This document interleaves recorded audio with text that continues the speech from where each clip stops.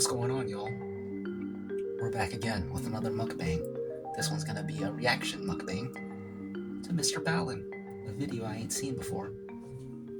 But first, let me show you what I got here. Couple of chickens, broccolis, rices, garlic powders, and crushed red peppers. It looks delicious, and I can't wait to eat it. And I can't wait to share the experience with y'all. I know that's right. And right here, a little bit of chicken noodle with crushed red peppers, of course, of course. Looks like I'm a little out of frame here. That's okay, easy to correct. It's showtime in 3, 2. Today, I'm going to tell you 3 stories that all, in their own way, fall into the category of ghost stories. But before we get into those stories, if you're a fan of the strange, dark, and mysterious... By the way, this video is called These Hauntings Were Completely Real. Shoot, were they? Let's find out. Delivered in story format, then you come to the right place, because that's all we do, and we upload 2, 3, even 4 times every week. So, if that's of interest to you, please sneak into the Like Button's house and replace all of their light bulbs with light bulbs that flicker. Also, please subscribe to our channel and turn on all notifications so you don't miss any of our weekly uploads. Okay, let's get into today's stories.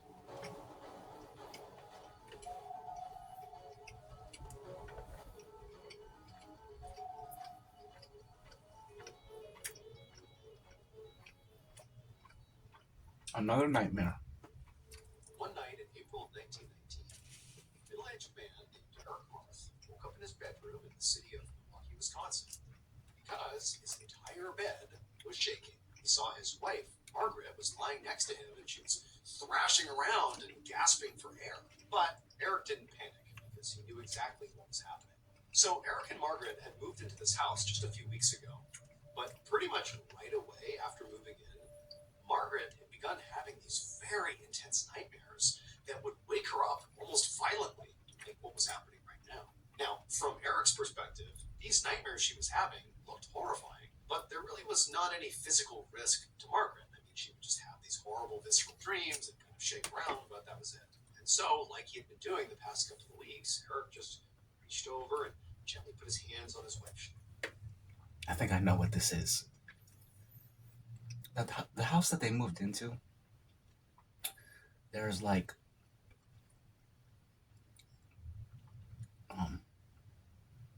natural flora. Is it flora or fauna? I don't know. Some kind of plants that grow around there. They're giving off fumes, spores, and it's getting pumped through their air. Their air conditioning is sucking up the toxic fumes from the plants, and it's being pumped into their household. And it's giving them nightmares. It's either that or it's carbon monoxide. I've heard similar stories to this before. I think one of them I even heard on his channel. It made me think that this was a re-upload, but I don't think he does that. Let's see what happens. Shoulders and began repeating her name very gently over and over again to try to kind of get her out of this trance she was in. And sure enough, a moment later, Margaret, who had stopped flailing, she let out this huge gasp. And then she sat up straight and panted for air, and she turned to her husband and she said, "I saw the ghost again." And when Eric heard this, he wasn't like, "Oh my goodness, there's a ghost."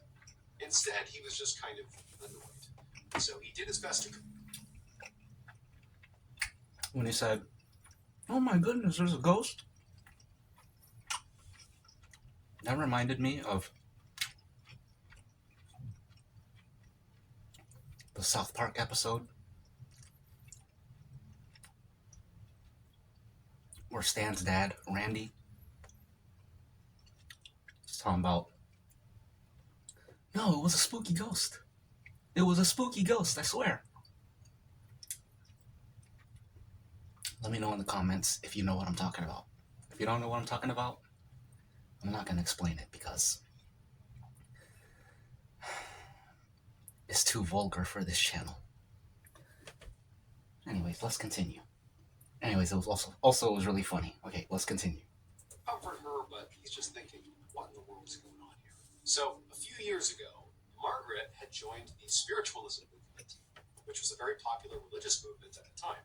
And spiritualists thought they could contact the dead. Now, Eric absolutely did not believe in ghosts, and he was pretty sure that Margaret's staunch belief in spiritualism was now effectively causing these nightmares. It was not the house, it was just her belief system. It was kind of manifesting in these nightmares. However, Margaret felt the opposite. She felt like it was the house itself that was haunted. It was haunted by a vengeful spirit that attacked her every night in these dreams. Now, Eric, it's the middle of the night, he's tired, he's annoyed. Right now, I'm siding with Eric. Let's see what happens. He didn't feel like discussing whatever she believed about this ghost right now. So after she said, I saw the ghost, I saw the spirit again, he just told her to, calm down, go back to sleep. But on this night, Margaret didn't lie down. She actually turned to Eric and she said, no, I have to figure out what's going on. I have to figure out who this ghost is and why they're haunting me. A week later, a very resigned Eric. That's the plot of many horror films, including, but not limited to, The Sixth Sense. You gotta communicate with the ghosts and get to the bottom of things. That's the only way to solve your problems. You gotta solve the ghost problems first. That's just how it works. Sat at his kitchen table next to Margaret. Take it away, MrBallen.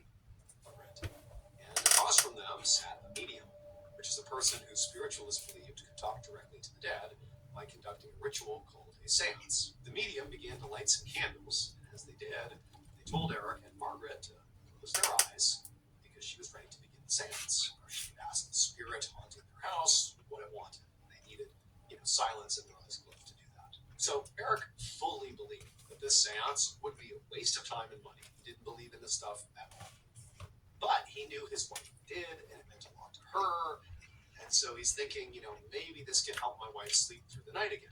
And so Margaret and Eric did as they were told. And Eric closed his eyes and he listened as the medium began clearly rocking back and forth in her chair and began sort of dramatically calling out to the ghost and telling him to reveal himself. And at first, nothing happened, which was exactly what Eric had expected. But after a minute, Margaret suddenly jumped up from the table and ran out of the kitchen across the living room.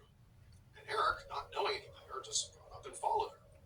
Margaret, she ran down the hallway and she threw open a door that led down to their cellar and she raced down the steps. Now, Eric was doing his best not to ridicule what was happening here and just to play it. Just want you to know I got goosebumps. Take it away, MrBallen. But it's like, what is his wife doing? What's happening? And so as he's chasing after his wife, he starts saying, honey, what's going on here? Where are you going? What is this? But she didn't respond. It was like she was on a mission. And then finally, when Eric got down the steps and he's in the cellar. I know exactly what's going to happen. It's just like a movie. She's going to go straight to something. She's going to know that, something is in the cellar that she couldn't have possibly known before. And she's going to be like, the ghost told me. And it's going to be something that is linked to the ghost's death. Literally the Sixth Sense when they go to the dead girl's wake service, I guess. Or funeral service, one of those. And the kid sees the ghost and he learns from the ghost the location of the videotape that shows how she died and is evidence for the I don't want to spoil too much, but that's the plot of The Sixth Sense right there. At least that scene in The Sixth Sense. But let's see if it plays out the way I'm imagining. He saw his wife, who was now standing in the middle of the cellar with her arms out wide. And slowly, a spot on the floor. And in this really weird, hollow voice with this sort of vacant expression on her face, I told you. she told Eric to dig. To dig. It's going to be the bones of the ghost, a picture of the ghost, something that the ghost left behind, or something linked to foul play. And we'll see.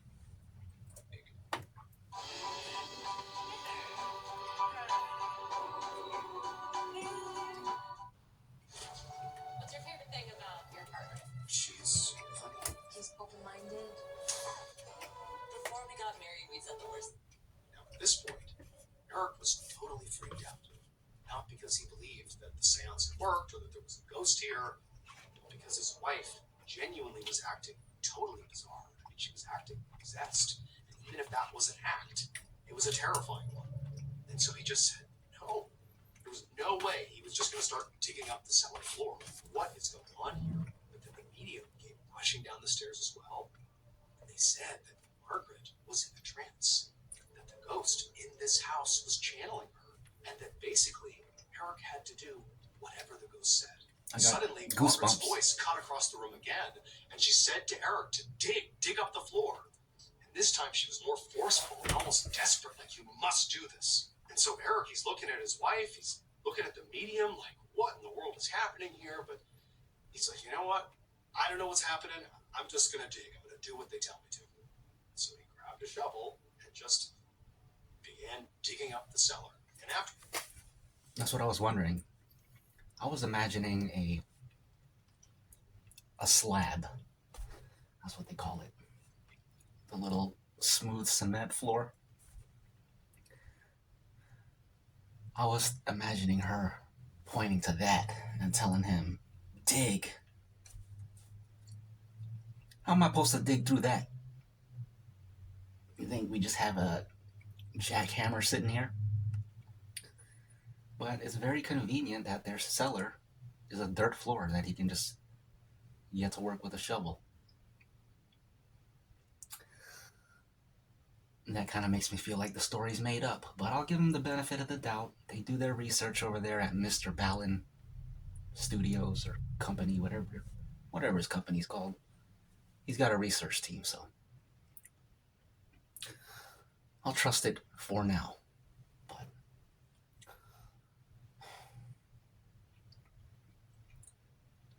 I'm generally a skeptic when it comes to, well, never mind. Let's continue. Take it away, MrBallen. After just a few minutes, Eric's shovel hit something in the ground, something hard. He thought it was just maybe like a big rock or something. But a few minutes later, after he and the medium and also Margaret... Don't tell me it's a full dead body or a full skeleton of the ghost. That'll be kind of cool, though. Now come over at this point, they kind of cleared off whatever it was. They saw in the ground, what had previously been covered by the earth, was this rotten wooden box. And so he and Margaret and the medium, they pulled it out of the hole, and they opened up the lid, and all three of them immediately recoiled. Because inside of the box was a human skeleton. And so after a minute of just, again, stunned silence, Eric just looked up at Margaret, who did not seem shocked at what she was looking at this point. I'll be like, dude, we're leaving, we're moving, and I'm gonna need my wife back now. We dug you up, and now we're leaving. See ya. Take it away, MrBallen. Just like confirmation in some ways. And he says to Margaret, is this the skeleton of the ghost that's been haunting you? Margaret, with that same hollow voice, like it wasn't her voice, looked at Eric and just said, no. It would turn out, according to the story that has been passed down about whatever happened in this house. The story that's been passed down. That tells you everything you need to know right there. It's a made-up story, unfortunately, but it's to be expected. At least for me. Anyways, continue, sir. Sorry to interrupt again. That The ghost was a doctor who used to live in the house that Eric and Margaret moved into. And 18 years earlier, this doctor had performed an illegal surgery on a young woman, and this woman had died during this procedure. But again, because this surgery had been illegal, the doctor knew if word of what happened here got out, he would be arrested. So what did he do? He dismembered the girl's body and shoved it into this wooden box, filled the box with quicklime, and then he buried it in his basement. And amazingly, the doctor never got caught for what he did. And so he basically spent the rest of his life feeling very ashamed and guilty. And then finally, when he did die, it was like his spirit couldn't actually rest until he confessed. So this haunting was basically to get Margaret to go down into the basement. I got goosebumps. I love that twist. I don't care if the story's fake. Just from as far as the story goes, that's good stuff right there.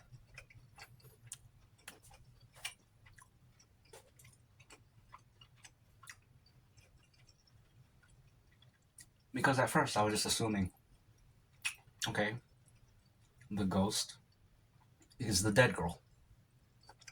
She couldn't rest. The plot of The Sixth Sense, basically. The girl is having people who are still alive assist her in getting her justice from beyond the grave. But in this, it's not the girl, it's the doctor who's trying to fess up from the afterlife. That's a super unique take on this genre, and I really appreciate that. Take it away, MrBallen. And see what he had done.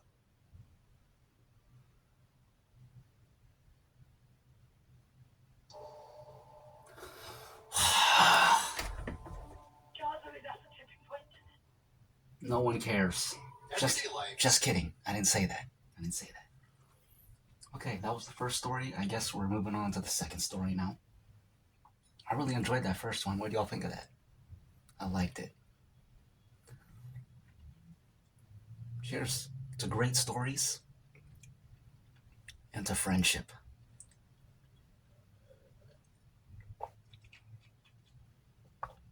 And to hydration. I think we're about to get an Amazon ad here. What do you got to say today? It's full of moments that you plan for, and also moments you got ads to say. Low price, everything. Viewers. A terrible revenge. One afternoon in April of 1925, a wealthy teenager named Lacey raced his horse around the huge estate where he lived in eastern Hungary and took in all the land that he knew he would inherit someday. He stopped when he reached the gardens on the far side of the estate. Before he could ride his horse into the gardens as he wanted to, a field worker ran up to Lacey and asked him to stop and turn around. The field worker, who was about Lacey's age, explained that Lacey was not allowed to ride his horse through the garden anymore because the last time he had rode through some flower beds, and Lacey's father was really mad about it. And at this, Lacey felt totally exasperated because he was tired of his father always bossing him around. And it embarrassed him to be reminded of this by someone as low class as a field worker. So Lacey's family was part of the noble class. His dad was a baron, his mother was a baroness, and they lived together in an old castle on this beautiful estate. And for the most part, Lacey loved his noble life. But his father could be harsh and really controlling. And sometimes Lacey dreamed of the day that he would inherit his dad's title, because then he, Lacey, would be in charge of the estate, and he could finally run things the way he wanted. And so Lacey decided he wanted to show his father and this field worker and the other field workers that they couldn't order him around all the time. So he rode his horse right into the gardens and intentionally rode all over their prized flower beds. Lacey's plan was to head back home and go into the castle and talk to his father about the field worker's rudeness. I absolutely hate Lacey. Now, the name of this segment is called a terrible revenge. The question now is who's going to get revenge? Is the dad killing the son? Is the son killing the field worker? Is the field worker killing the son? Is the son killing the dad?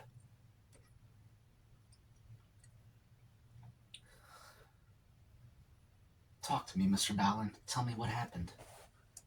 But when Lacey got back to the castle, he didn't have a chance to even speak to his father, because that whole day his dad was very busy with estate matters. And then that night, his father died of a heart attack. Holy. A week after his father's death, Lacey walked through the crowded banquet hall in his family's castle looking for his mother, because he wanted to make sure that she was okay. He and his mom had just gotten home from his dad's funeral, and now they were hosting a reception for everyone who had attended. But Lacey couldn't find his mother anywhere inside of this banquet. Okay, so it's not the son killing the dad, and it's not the dad killing the son.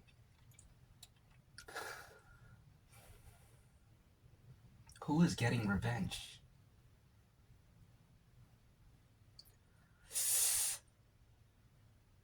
Hopefully they kill Lacey.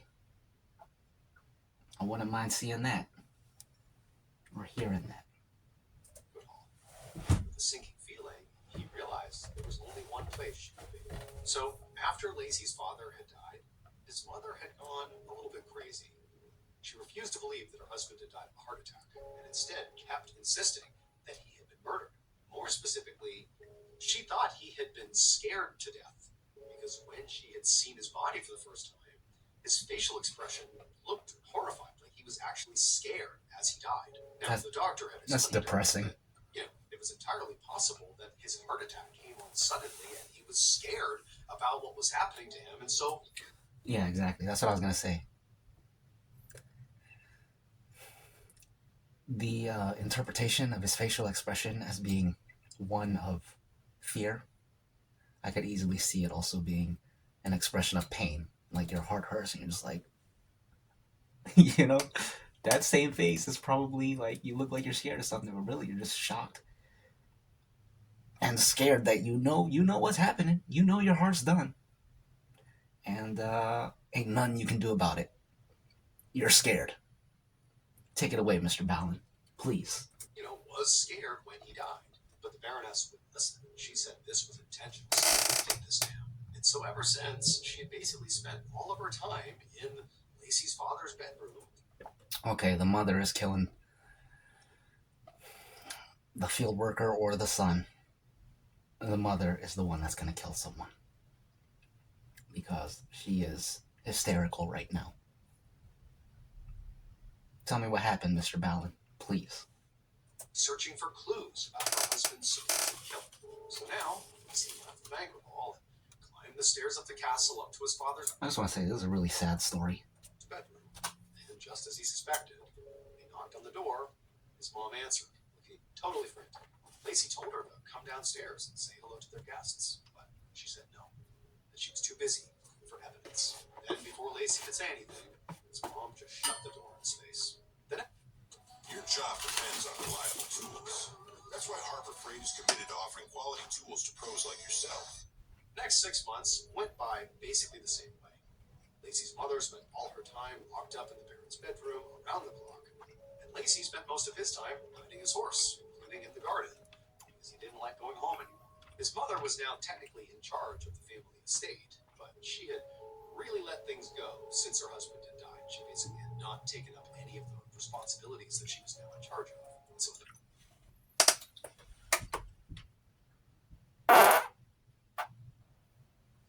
Excuse me. at this point, Lacey really couldn't wait until he was on his own and in charge of the castle and the estate himself. One night in mid-October, so this is at the 6-month mark. Please do not tell me the son kills the mom. I'm going to be very angry if he does. From when Lacey's father had died. Lacey ate dinner alone, which was common at this point, since his mom basically still refused to come downstairs at all. And then after he ate dinner, Lacey began making his way upstairs to get ready for bed. And as he walked upstairs, Lacey just felt overcome with anger and desperation and just kind of general angst about the current situation. He longed so desperately to just be the state, he hated the current setup with his mother in charge, but not really doing anything. I mean, the whole estate was just falling apart. But eventually, despite feeling kind of riled up, Lacey, got into bed and closed his eyes and did eventually begin to drift off to sleep. But right after he had fallen asleep, he was suddenly awoken by this ear-piercing scream that was echoing down the hallway. And he realized it was his mother, and she was screaming for help. And so Lacey jumped out of bed and he raced down the hallway to his father's bedroom. And as he ran, other servants were flooding the hallway, racing towards the room as well. And Lacey, he got to the door, he unlocked it, and he rushed inside. And when he got in there, he saw his mother pointing at the foot of the Baron's bed. And she was saying that a demon had appeared in the bedroom and had loomed over her like it wanted to kill her. And so she told Lacey that the demon had to be what scared his father to death. The demon was the murderer. Lacey's mother looked absolutely convinced here. But Lacey, and really all the servants as well, just kind of collectively sighed, because there was obviously no demon at the foot of the bed here. Interesting. His mom clearly had just had a bad dream, or, was just basically acting crazy. And so as the servants kind of, went back to their rooms to allow the family to deal with this, Lacey told his mother to just go back to sleep here. And then he turned and walked back down to his room, feeling completely defeated. Because to Lacey, his mom was basically losing her mind here. And he had no idea how he was going to help, or really how much longer this current setup was going to last. But this was awful. On both of the next 2 nights, Lacey woke up yet again to the sound of his mother screaming about a demon inside of the Baron's bedroom. And so by the 3rd morning, Lacey had just had enough. He decided he was going to force his mother out of that bedroom and insist that she come downstairs and eat breakfast with him and just act normal for once. However, when he walked to the Baron's bedroom and knocked on the door to speak to his mother, it was not his mom who answered. It was a police detective. Lacey was stunned, and he walked into the bedroom and saw his mother, who was standing there with 2 more detectives. Goosebumps. And Lacey asked, what's going on here?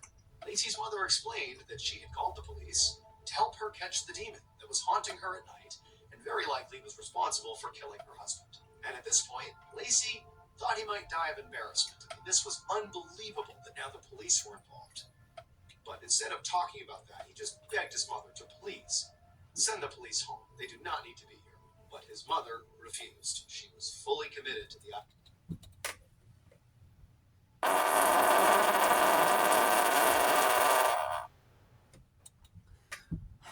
Excuse me. Sorry, MrBallen. I had to fart. Hope you don't mind. idea that there was a demon here and the police were going to help her find it. And the police, to be honest, looked like they didn't really know what was going on. They were just kind of trying to figure out if this was serious or not, or if there was some sort of intruder, but they were just kind of like, yeah, we'll see. And so Lacey finally just turned, left, hopped on his horse, and went for his daily ride. That night, as Lacey crawled into his own bed, he knew that down the hallway, his mom was already in bed, and that 3 detectives were watching over her room and I'm calling it now.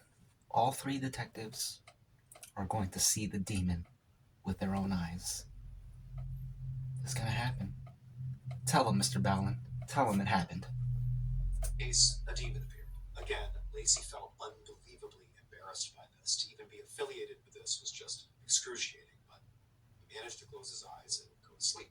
But, like normal, at some point in the middle of the night, he woke up because his mother was screaming. And Lacey, he's like, oh my gosh, this is so embarrassing. It's only getting worse. But he got out of bed, he went to the hallway, and he began walking down towards where his mother was, where she was screaming inside of the Baron's bedroom, expecting that, once again, the room would be empty and the police would see, this is just complete delusion here. There's no demon, there's no problem. However, Lacey got to the doorway and looked inside. Please do not tell me it's the field worker dressed up in some demon costume trying to pull pranks. Probably not, but let's see what happens. Man, this dude has me sitting on the edge of my seat, and I'm making it worse by pausing him to have y'all double on the edge of your seat. I'm not doing it on purpose.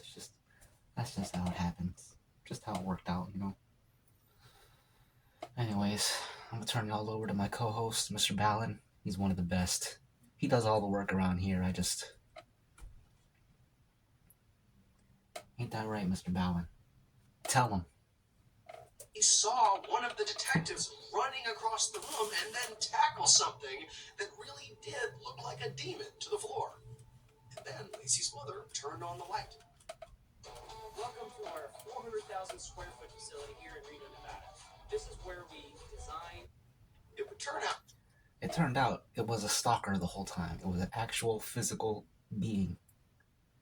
He was a peeping Tom, a weird guy, and they caught him. Officer, what's his name? Officer Bogard just tackled him. Nice work, officer. That even though Lacey fully expected to inherit his father's title, he was actually not the Baron's firstborn son. Before the Baron had met the Baroness, Lacey's mother, he'd had a relationship with a local peasant woman, and they had had a son together. The Baron had given that peasant woman a plot of land on the edge of the estate to raise their son in secret. And then the Baron had basically abandoned them both. He had given them the opportunity to, work on the estate and sort of make a living for themselves, but functionally, he didn't interact with them at all. He didn't recognize them at all. They were all on their own. Now, the peasant woman, the mother of this child, had sort of accepted that this was their reality. But the secret son had sort of buried that feeling forever until Lacey rode his horse through the gardens, despite being told not to, and destroyed. This is incredible.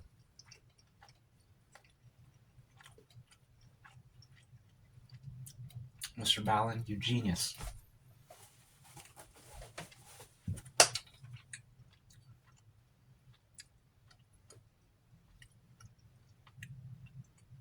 My question now is, did the field worker kill the dad? Did he kill the dad and then proceed to torment the mother? I think he did. This whole entire, what do you call it, show?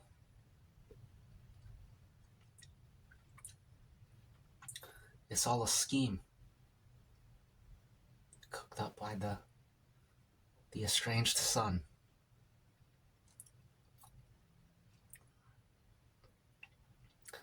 That's what I call a planner. He's a long-term thinker. Good for him. Tell him, MrBallen. Those flower beds. Because the secret son was that field worker. His job was looking out for the gardens. It just felt like a step too far. And so the secret son, the field worker, decided he was going to teach this family a lesson. He was going to kill the Baron and the Baroness by scaring them to death. That was his plan. And it sort of worked. He went into the castle and pretended to be a demon in the middle of the night, and he scared the father, the Baron, so badly, he literally had a heart attack and died. However, the secret son continued pretending to be a demon around the Baroness after killing. He got cocky. Bit off more than he could chew.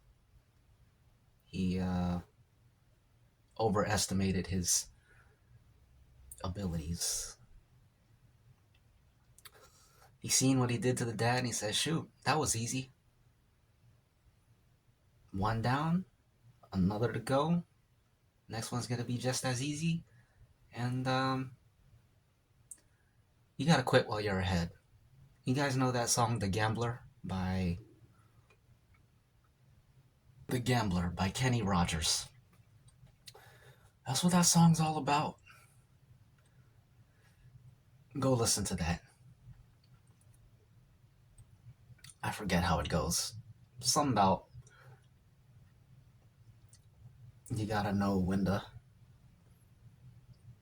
call them, know when to fold, know when to walk away.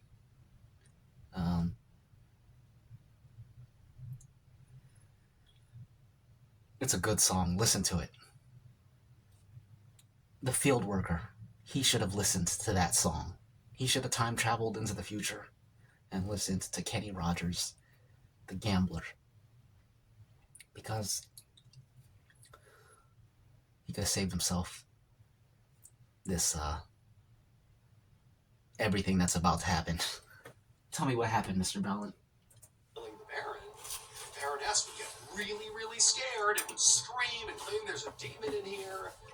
But she didn't die from this. She did not have a heart attack. So ultimately, the plan was foiled. So in the end, there was no demon. It was just Lacey's half-brother wrapped in a cloak, wearing a horrifying mask.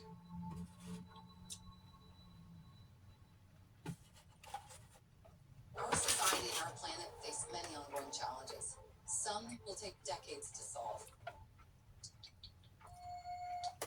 That was only the second story. The video is already 39 minutes. I finished eating.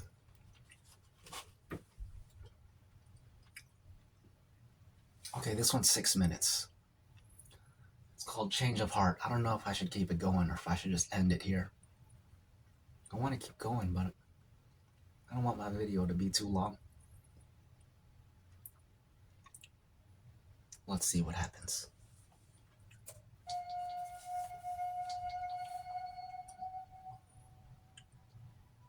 One morning in early August of 1927, a 24-year-old woman named Inez Perry walked in the back door of the farmhouse where her parents lived in rural Vermont. And as soon as she walked in, she went into the kitchen where her father was at the kitchen table with a man she had never seen before, and the two were shaking hands.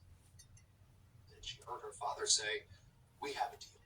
And then right after that, Inez's father looked over and saw her, and he explained that this man's name was Clarence Sinclair, and that he and Clarence had just agreed to swap houses. For a second, Inez was confused, but then it all clicked into place. So Inez's parents had raised her and her other 3 siblings in this farmhouse, but Inez and her siblings had all moved away.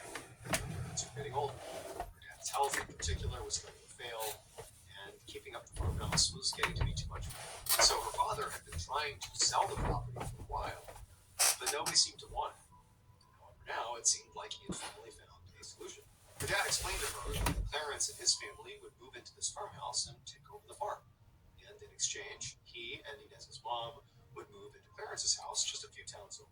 Now, to Inez, this arrangement did seem a little strange, but it also did solve her parents' problem. And so even though she was going to be sad to say goodbye to her childhood home, she decided that this had to be the right move for her parents. So she said, "That's great." A few weeks later, Inez was inside of her parents' new house, helping to get them settled in and organize their living room, when she heard the clattering sound of a horse-drawn wagon coming down the street and coming to a stop right inside. So she walked to the door and she opened it up, but the second she saw who it was that was getting out of the carriage, she slammed the door and locked it. Because the person getting out of that carriage was Clarence Sinclair, the man who Inez's dad had swapped homes with.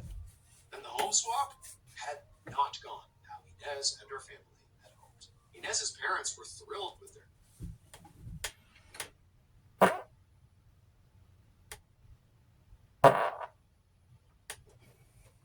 Excuse me. new house, so everything on their side was good. But pretty much immediately after actually doing the swap, Clarence had started acting totally unhinged. He had come back to his old home repeatedly without being invited, and he would beg Inez's dad to switch houses back, that he had made a horrible mistake. But Clarence would never elaborate. He would never really explain why he felt this way. He would just, demand, "Please, I've made a horrible mistake. We have to switch back." I got But goosebumps. Inez's dad had said no. A deal was a deal. He just had too many health issues to live at that farmhouse anymore. And Clarence couldn't actually cite any real problems with the farmhouse that he so desperately wanted to, give back. And so as far as Inez's dad was concerned, the subject here was closed. He had not given him faulty property, and there was no real reason here to go back to the way it was. And so it was a no. So now Inez and her parents watched from the window as Clarence hopped out of his wagon and came rushing onto the porch. And he looked absolutely crazy. His hair was messed up and greasy, and there were dark circles under his eyes. He really looked like he hadn't slept in weeks. And Clarence promptly began pounding on the front door, shouting that his family could not live in their farmhouse, and that this was now a matter of life and death. But eventually, when Inez and her family refused to come out, Clarence finally gave up, turned around, got in his wagon, and drove away. Now, that was the last time that Clarence came to their house, but it was not the last time that Inez and her family would hear about their old farmhouse. A few weeks. I got goosebumps. So I'm guessing Clarence and everybody in his household, somebody's gonna go and check on them and they're all gonna be dead. I don't know how, but MrBallen's about to tell me. And you. Weeks later, on November 4th, after several days of very heavy rainfall, Inez picked up the newspaper and saw that their old neighborhood had been basically washed away by historic flooding, and that included their old farmhouse had literally been carried off, and the family that had been living in the farmhouse were dead. But that family was not Clarence Sinclair's family. It would turn out that after Clarence and his family had moved into said farmhouse, Clarence began having these horrible dreams where his dead mother would appear to him and tell him to move out of this farmhouse right now because something terrible is going to happen here. Goosebumps. Now, at first, Clarence ignored this and chalked it up to a bad dream, but the dream kept happening over and over and over again, and it was driving him mad. And so eventually, he did go to Inez and Inez's parents and tried to switch it back because he felt like this dream really meant something. But Inez's father just kept saying no and said, no, that's your house now. So Clarence never elaborated to the family about why he wanted this back because it made no sense to him either, but he ultimately listened to his dead mother in his dream, and he wound up just selling the farmhouse just to not live there anymore. So that decision would ultimately save Clarence and his family, but it would also condemn to death the family who moved in. Dang. I think that's it. That's it. That was a good one. That was a good one to end on. I'm glad Clarence's family lived, and I'm glad Inez's parents lived. Interesting.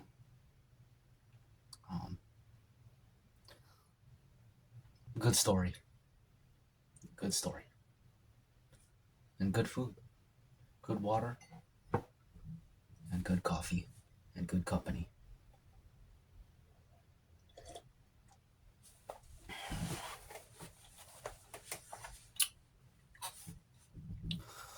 You're watching 757 History. I'm your host, 757 History. That was my co-host, MrBallen, one of the best. And I'll see you in the next one. Later.